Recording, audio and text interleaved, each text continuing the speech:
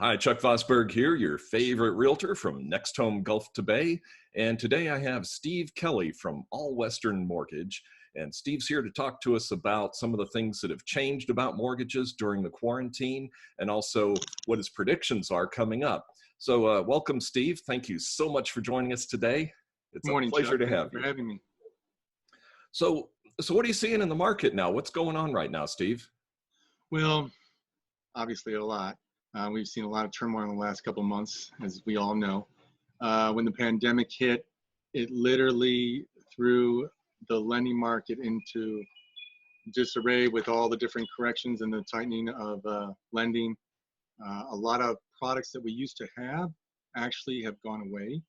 A lot of the investors didn't want to take the risk anymore with what's happening with the pandemic is new to everybody, obviously, and the changes are historical. So we were doing loans down to 580 credit scores. Actually, we're doing loans down to 500 when we go into the what's called non-QM, is kind of today's subprime. We were going all the way down to 500 credit scores. Now, they've tightened it up so much that we can do 600, 620 credit scores on a case-by-case basis with conventional, and the government loans, the VA and FHA, are kind of there as well, but the costs have gone up. The rates are a little bit higher when it comes to like cash out, or when it comes to some of the government loans, because of the liquidity issues. There have been a little bit more pricing as far as discount points and stuff. That's starting to loosen a little bit as normalcy is starting to come to play. When I say normalcy, I don't mean back to where we were. I mean the new normalcy a little bit. So as far as what's happening with the marketplace, it's been drastic. We had one day where we had literally 7 or 8 changes in the rate. They were just swinging all over. And the rates dipped down, they jumped up. They had a mass panic selling of bonds, stocks, everything. And but it's evened out, and the rates are lower than they were last year, like approximately about 1% lower. And we are expecting them to go down even further a little bit and stay low for quite some time. Steve, I know it's a little bit tougher to get a mortgage right now because of the credit score requirements, but is it tougher in any other way to get a mortgage right now? So right now, it is a little bit more challenging. The lenders are trying to work their best to get through these challenges. There have been overlays put on a lot of the investors' products, where before we were bare bones. We weren't looking at the overlays or having no overlays. Right now, though, the challenges aren't just the credit, which we're getting through. The nice thing about what I have here at All Western Mortgage is when I pull a credit report, I will also see the potential credit score, and I can actually advise the customer, hey, if you do this, this, and this, we can do a rescore, a rapid rescore, and possibly get your score up to where you will actually be approved. A lot of times it's just maybe paying a little bit more down on a credit card or something. Maybe they might be right on the edge. So I've had to do that a few times now, and it's helped.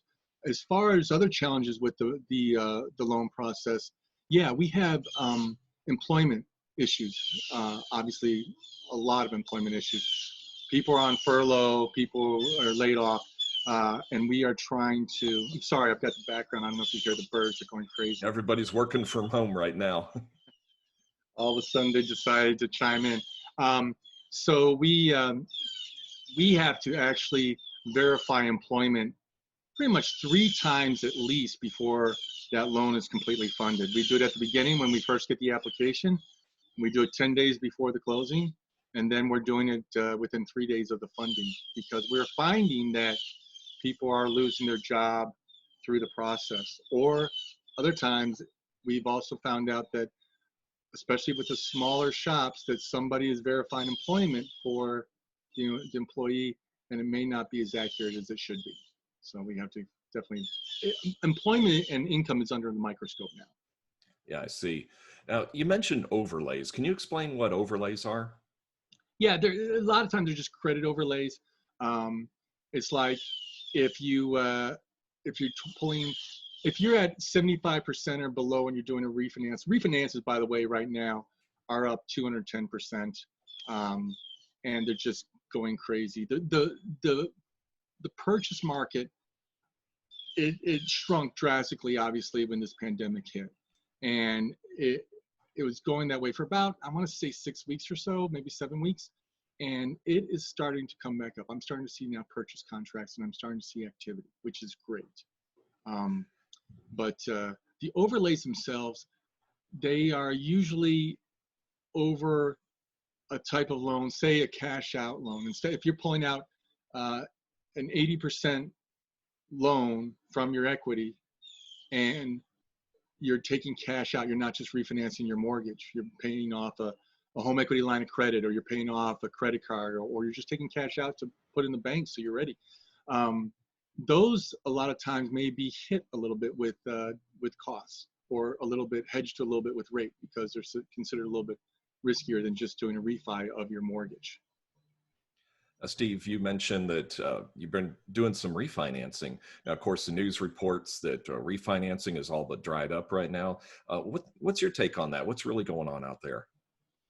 I haven't heard anything about the refinancing being dried up. In fact, there are trillions of mortgage volume that needs to still be refinanced. It's actually the exact opposite. It's at an all-time high right now. It's myself, other loan officers were over inundated with these refinances. Where I normally do about 95 to 99% of my business's purchase money, where people are buying new homes, I am now have, oh gosh, I don't know how many loans in the pipeline. It's right now I'm at 100% refi, and I have a couple purchase contracts that are coming in, so that'll kind of offset it a little bit. But no, actually refis are at an all-time high. It's like I was saying before, it's up about 210%, where purchases is just now coming up to about 6 or 7%. So it's a big swing.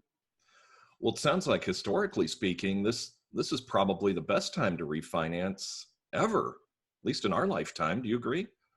I do. Rates are really low.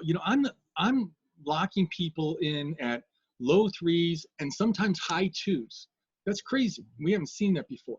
And so yeah, I'm everybody I'm talking to, everybody I'm dealing with, I'm just picking up the phone and saying, hey, look, I have a lot of customers. I just give them a call and say, hey, I know you're in the 4s. Let's take a look at your rate and see if we can lock you at a lower rate. Obviously, there are factors that are going to contribute to that interest rate. Your credit score is one of them.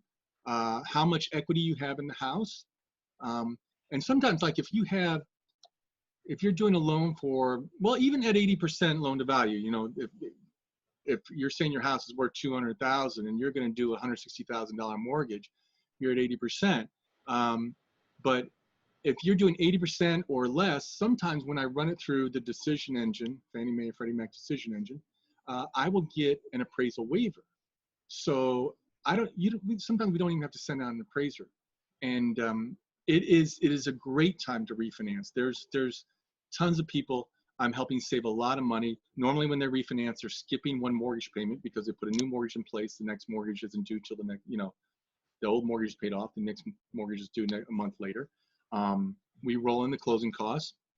And what I do is I do a net tangible asset, net tangible benefit worksheet for them to show them how much the closing costs are, how much the savings is, and how many months, years it's going to take them to overcome those costs to now start saving money. I truly believe anywhere between 2 and 3 years overcoming those costs is a benefit. Once you get up to 4 years, I think it's kind of iffy depending on what you're doing and what it's helping you do. Once you get into 5, 6, 7 years out to catch up to your costs, we start seeing that it isn't a benefit. And if it truly isn't a benefit to the borrower and they really still want to do it, they will probably get turned down by the underwriter because we cannot do something detrimental to that situation. Yeah, I see. Now, you mentioned appraisers, and I've heard that in some cases, just to protect everybody from for the quarantine, that appraisers don't actually have to go inside the homes in many cases. Is that true? There's a mix of things going on right now. There's the appraisal waivers that I mentioned before, where we don't need an appraisal. Then there's the drive-by appraisals where they can just drive by and stuff. And then there's the ones where they do the full appraisal and they go in the house. But lenders and investors are starting to work with appraisers. Yes, they don't necessarily need to go in the house. What happens though is when they do an appraisal and they don't go in the house and they get all the information on the outside and all the comps and all the data from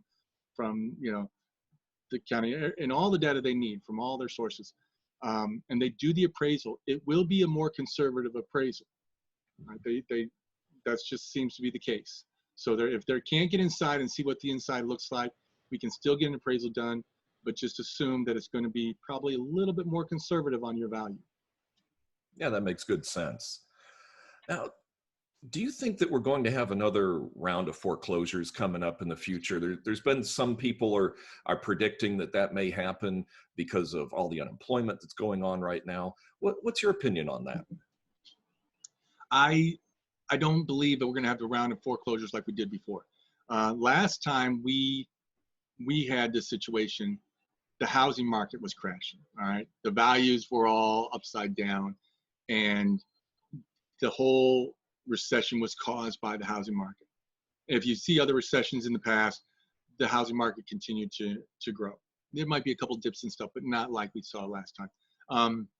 This time it's caused by, well, we were heading into a recession anyway, slowly, but the pandemic just jacked it up to high speed.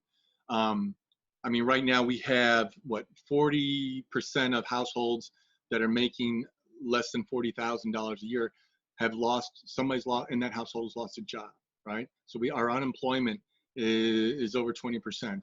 Millions and millions of people are unemployed. So we have these issues, and we have these people that are in furlough, and now they've done this deferment of payment of their mortgage, and that's going to be coming due, and we can talk a little bit about that. As far as the foreclosures, I do see default coming up a little bit, not a little bit. I do see default coming up, but not to the levels we saw before, because everybody still has equity in their home. It's not like they're upside down. They're like, the heck with it, I'm walking away. I don't, let the banks deal with it. I can't win out of this situation. All right. Now there's been such great appreciation in the last 10 years. Okay. And we've been in double digits for the last 3 or 4 at least. Now we have equity in this house. Do we want to just walk away and let all those thousands of dollars go? No, what's going to happen is we're going to see, for people that can't afford that mortgage anymore, at least the ones we're hoping that are smart enough, will put it up for sale to get their money out of it. Because if they just let it go to foreclosure and then they move out and rent somewhere, they still don't have any money to rent. They still don't have any money to live, especially if they're out of a job. Okay, so they run into this issue of, hey, okay, we can't afford to live here, but if we sell it, we might have $20,000, $30,000, $40,000 to live off of to get us through the hard times, rent, and then come back later and buy again. That makes a lot of sense, because I know in the market that you and I live in, there's still a real shortage of housing, and it's still a seller's market. So that makes a lot of sense. It does. Now, I was wondering one other thing, and I'm sure a lot of the viewers are wondering this too. How are the lenders expected to handle the furloughs? Because a lot of folks they're technically unemployed right now, but they're expected to be reemployed once these businesses get back up and running. Do you have any information on how that's going to be handled? Yes, actually, we're handling it on a day basis right now. So what happens when you're furloughed? We, first of all, need a letter from your employer stating when you're going to be back to work. And it has to have a date on it. Okay, before it was just, when we first got started, it was like, okay, we're going to take them back to work. We'll get a letter from you as the employee stating, I am going to be going back to work for ABC Company on such and such a date. Right? The employer is going to say, we are opening our doors again, or we are going to hire him back, her back at such and such a date. Right? So I have those 2 letters that say that this is going to happen. Right? Now they're in furlough, so we have this time of no income. The way we actually work through that, if it's available, is if we use their liquid assets, and we take that and we divide that for however many months they're out of work. So let's say that, take for example, they're out of work for, it's going to be 6 months, and they have $12,000 in their savings account. We'll take that 12,000 and divide by 6, and we can show that they have $2,000 of income for that month. Now, if they only made $1,500 a month, that's all we can give them. We can't give them more than what they were making. We can just replenish it up to that point. Now, that being said, if they're buying a house and they're going to be putting money down on that house, we cannot use those down payment monies as part of the liquidity to show that they have the income. But that's how we kind of put a Band-Aid over this situation until they go back to work. Very good. Well, man, that is a ton of great information. And I always think it's better to get it from an expert like you than to listen to the news, because who knows where they're getting their information from. So I really appreciate your help on all these, Steve. Now, Steve, if somebody has some other questions or anything, how can they get hold of you? They can reach me several different ways. They can call me, of course, anytime, 727-415-1842. They can email me at skelly@allwestern.com. We are expecting to see these rates stay down for quite some time. There's going to be a change when everybody's coming back to work. There's going to be a lot of asset management and balance sheet management with these smaller companies and even with the larger companies, because we're finding out that, you know, we weren't prepared with this pandemic. So there's not going to be the old normal anymore. We're going to go back to we're going to create a new normal going forward. And the Fed is going to be working on keeping those rates down, even through the inflationary period, and just to keep the growth going. So I truly think that this is not as bad of a market as you think when it comes to the housing market. I think it's actually going to be a great market. Well, that was great, Steve. Thank you so much. I'm Chuck Vosburgh from NextHome. And of course, if you have any questions about real estate, you can call me, or if you need Steve's contact information, give me a call. My number is 727-743-1740. We put humans over houses.